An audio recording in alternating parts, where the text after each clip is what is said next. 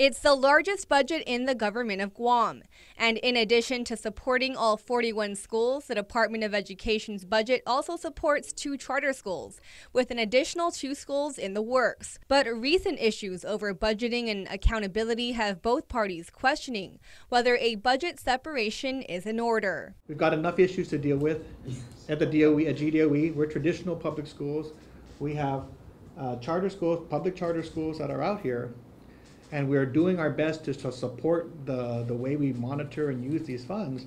But in reality, if you staff the charter school council appropriately, we wouldn't necessarily need to be in this sort of hybrid situation. Yes. Superintendent John Fernandez says, in addition, lumping both budgets together puts a stress on DOE's resources, particularly the Internal Audit Office. And so we dedicate a number of audit hours.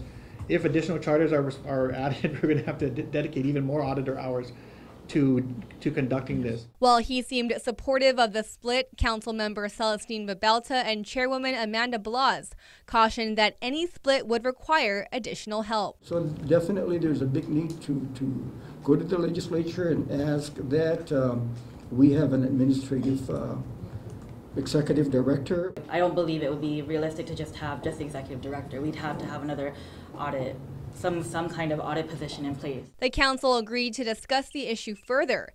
Meanwhile, Fernandez also addressed Guam Academy Charter School legal counsel Lenny Rapadas after school representatives indicated that recent criticism over the school's finances could be an attempt to take the school down. I want to let you know that, at least on my behalf, given that you're here and that given that you're in the spirit of cooperation and collaboration, that certainly is not the intent of this council or myself to find a way to close or the other charter schools. I would hope and presume that we all are trying to figure out ways to make the charter school law work. But you have charter schools that have been in place for decades, and they still have problems. So, so our little community would do well if we work together, and I appreciate those comments. Reporting for Guam's News Network, I'm Isa Baza.